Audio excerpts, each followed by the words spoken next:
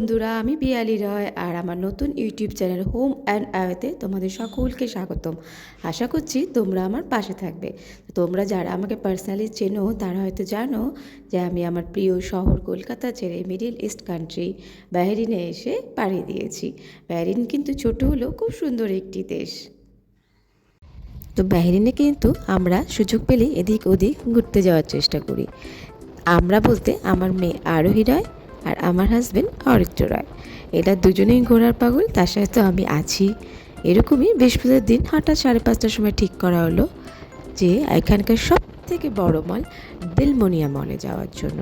দিলমনিয়া মল কিন্তু এখানকার সব থেকে জনপ্রিয় একটি মল। তো চলুন দেখে নিই দিলমনিয়া মল। বন্ধুরা, ঠিক সন্ধ্যা 6টার সময় আমরা পৌঁছে গেছি দিলমনিয়া মলে।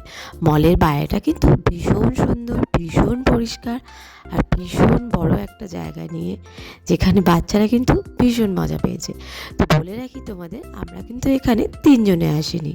আমাদের সাথে কলকাতারই একজন দাদা, তার ফ্যামিলি নিয়ে এসেছি। তাদের সাথে আমাদের ভীষণই ভালো সম্পর্ক।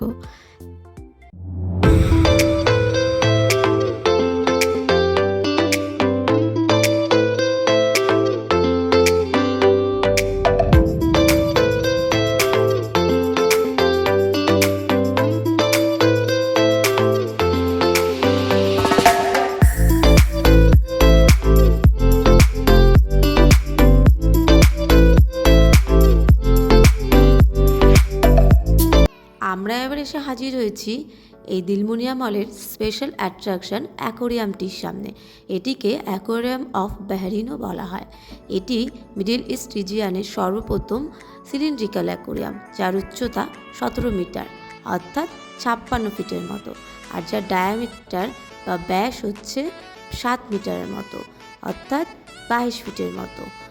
এখানে প্রায় 7 লক্ষ লিটার্স সল্ট ওয়াটার রাখা হয়েছে। এর ভেতরে অসংখ্য সামুদ্রিক প্রাণী রাখা হয়েছে, যেখানে আছে কিছু শার্ক, রেজ আর অসংখ্য নানান ধরনের নানান প্রজাতির মাছ, যেটিকে দেখতে বেশ ভালোই লাগে।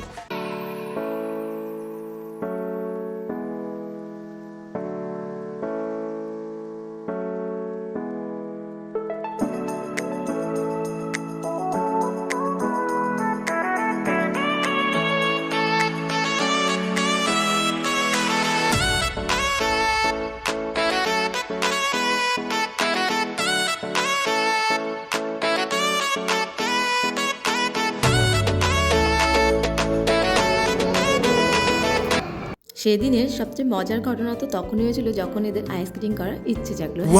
ফলে তার ফ্লোরে ছিল আইস স্কেটিং এর ব্যবস্থা, যেটা দেখে ওদের ইচ্ছে হলো যে আমরাও আইস স্কেটিং করবো। আরোহী বয়সে একটু ছোট হওয়াতে অরিত্র বললো মেয়েকে হেল্প করাও হবে, আমারও কিছু শেখা হবে, তাহলে আমিও যাই। তো চললো দুজনে মিলে আইস স্কেটিং করতে।